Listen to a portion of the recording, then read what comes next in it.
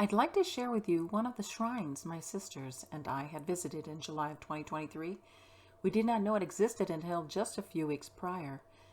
Since 2009, the Shrine of the Sacred Heart of Jesus, located at 1904 Tilden Avenue, New Hartford, was put together by the owners who lived to the west of the property, James and Patricia Salerno. They bought the property in 1980 and built their beautiful 4,478 square foot home in 1999. Jimmy tells a story about finding out what his wife Patty was doing up at the property at night after the Masons would leave. Jimmy comes up one night and says, "What are you doing? It is almost dark." She was putting all the blessed crosses over every doorway and the blessed medals over every window. She says she wants to make sure that when the Masons come back, that they don't remove them from the mortar. A part of the property from the west was loaded with trees and brush, a very wooded area, and Jimmy and Patty were discussing having it cleared. She had a dream that she wanted to put a shrine there. Well, he asked a friend of his how much he thought it would cost. His friend had no idea. Well, they had just started going to Florida for the winter, and while they were down there, Jimmy's friend calls him and inquires if he is still interested in clearing that part of the property. Jimmy again inquires about the cost. His friend says, "It is not going to cost you nothing." Jimmy says, "What do you mean?" His friend told him that he is moving a D10 dozer for another friend, and that it's the biggest dozer he has ever seen, and wants to play with it before he delivers it. So he dozes the whole wooded area. That is how things started to happen. Without planting any grass, the plot filled in on its own. The way Jimmy describes it, each piece has a story and is sometimes even quite miraculous. Jimmy had owned his own construction company and had built all the coves that all the statues are housed. Patty dreamed of putting up a white cross. When one of the churches was closing, they asked Patty if she wanted the 25-foot white cross. Patty had a big white rock right there on the side of that property next to the house. And she dreamed of putting a Fatima shrine right there, statue. And Jacinta, Lucia, Francesco, and her beautiful angels right next to it.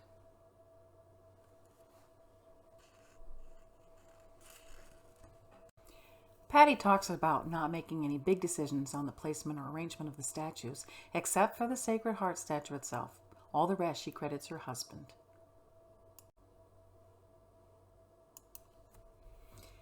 After purchasing the Sacred Heart statue in Naples, Florida, 2 to 3 years later, Jimmy tells Patty that we have Jesus, now we need his mother. The next day, the Salernos see the Blessed Mother statue and purchase it along with the Padre Pio statue and the big cross.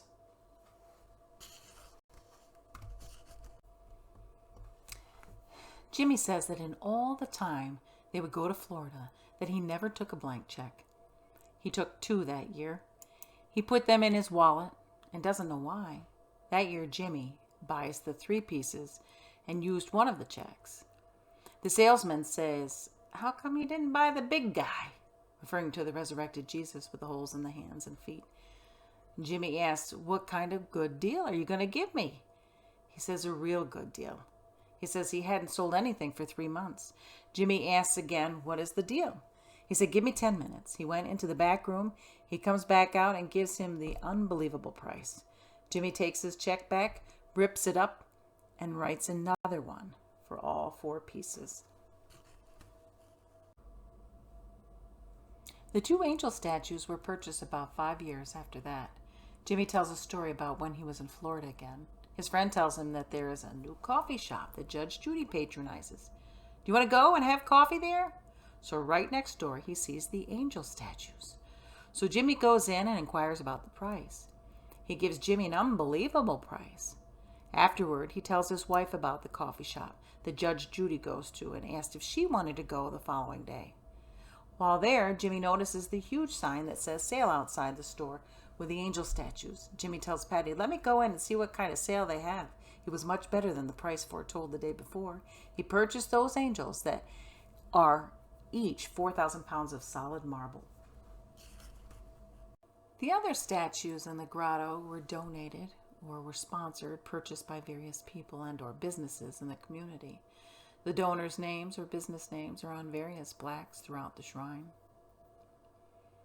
Many of the statues and ornaments are taken down during the winter.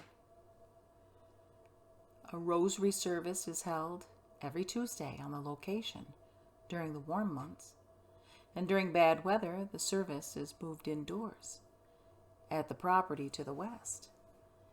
At times, the attendees fill the parking lot, some of the grassy lawn, and even the home's driveway.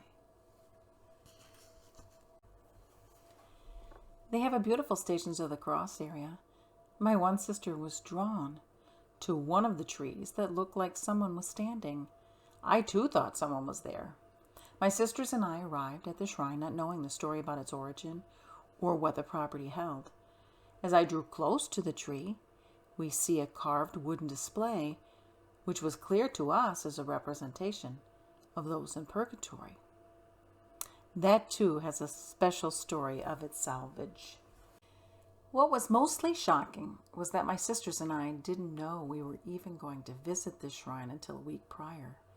We had been sharing our spiritual journey in the recent years, especially to other shrines within our area. This particular day, my sisters and I found no one around, but planned to meet there, have lunch, and pray together. Just like the last shrine we went to, no one was around to explain its story, and I had asked God to reveal to us, or at least share with us, if he had drawn us there for some reason. Next thing we know, an older man shows up that I would describe looking like Moses. He was pulling out his push lawnmower out of his car, filling it with gas, and set up 2 chairs and cooler under one of the trees around the purgatory carving. I approached him to ask him if he knew of the shrine's story. He started sharing some of the information about the shrine and how it was all in God's providence.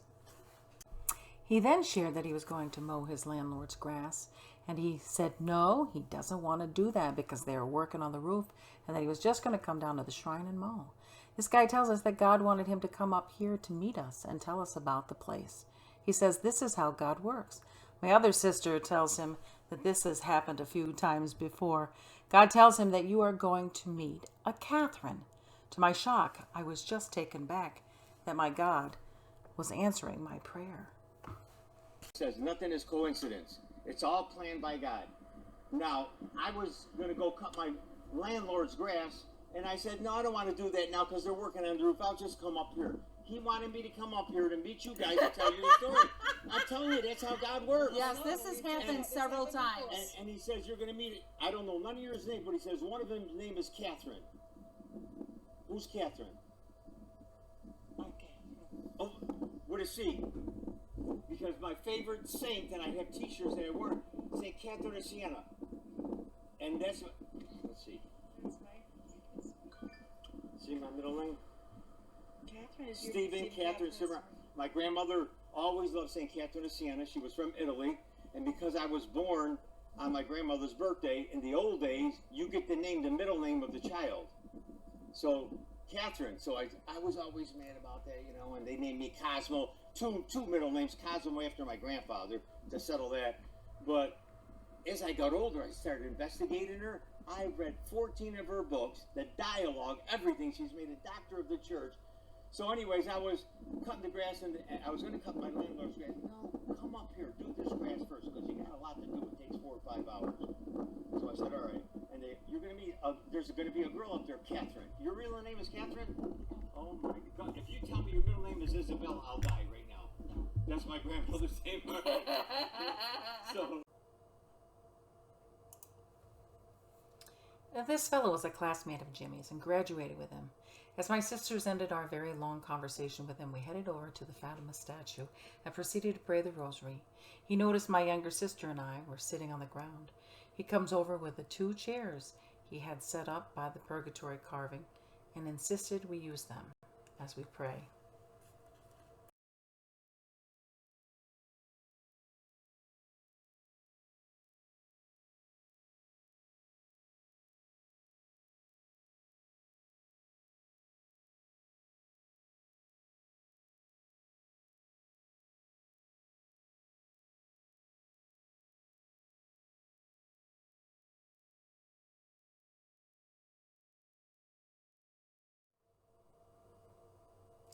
My sisters and I left there determined that we would try to make it back again. We wound up showing up on a Tuesday evening at the same time we normally call each other to pray the rosary every week with our sister from Florida. My sisters and I met James and Patricia Salerno in person, and they shared their story. The sister from Florida called in, and we recited the rosary with the 30 or so people that came that beautiful night in September. What's up? Oh, this is going to be nice. All right. Smile, future saints.